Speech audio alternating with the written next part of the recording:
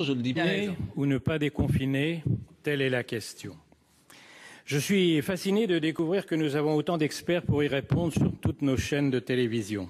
Les grands experts, très assurés, les petits experts qui manquent d'expérience sur Zoom et dont on ne voit que le nez, le menton et les lunettes en gros plan, les soi-disant experts qui répètent ce qu'ils ont entendu une heure avant sur une autre chaîne ou à la radio, et enfin les faux experts qui lancent des cracks en espérant faire le buzz. À force de tous les regarder, j'ai découvert un théorème que je vous propose. Plus il y a d'experts, moins on comprend. Heureusement, il reste les politiques. J'ai suivi le débat à l'Assemblée nationale mercredi dernier, Monsieur le Premier ministre. Il y a là-bas des virtuoses du coronavirus. Ils vous ont expliqué ce qu'il fallait faire hier, ce qu'il n'aurait pas fallu faire, ce qu'il faut faire aujourd'hui et ce qu'il faudra faire demain. Je revois encore le professeur Mélenchon de la faculté de médecine de La Havane pointer sur vous un doigt vengeur et vous lancer d'une voix de stentor, il y aura un deuxième pic de l'épidémie et vous le savez. Impressionnant. J'étais au bord du retweet.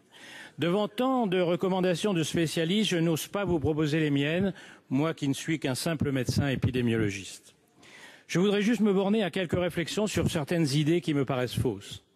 La plus absurde, c'est que le libéralisme est la cause de la pandémie. Dans ce pays où beaucoup préfèrent Robespierre à Tocqueville, où l'on préférera toujours se tromper avec Sartre qu'avoir raison avec Aron, c'est toujours le libéralisme qui porte le chapeau. Le Covid n'est pas une maladie de la mondialisation, c'est une maladie tout court. Napoléon disait l'histoire est une suite de mensonges sur lesquels on s'est mis d'accord. Aujourd'hui, il dirait l'histoire est une suite de mensonges qui ont le plus de likes.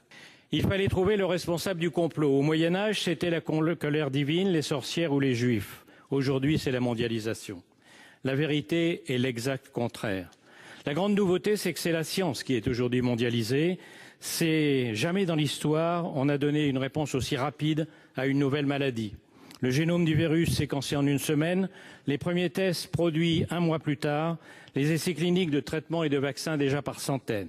À ceux qui s'impatientent, il faut rappeler que les épidémies d'avant faisaient 100 fois plus de morts, qu'il a fallu des milliers d'années avant que Pasteur, en 1885, ne découvre le vaccin contre la rage et que Yersin n'isole le bacille de la peste. Et que c'est grâce à la démocratie libérale et à ses progrès scientifiques qu'elles ont été vaincues, comme celle-ci le sera demain.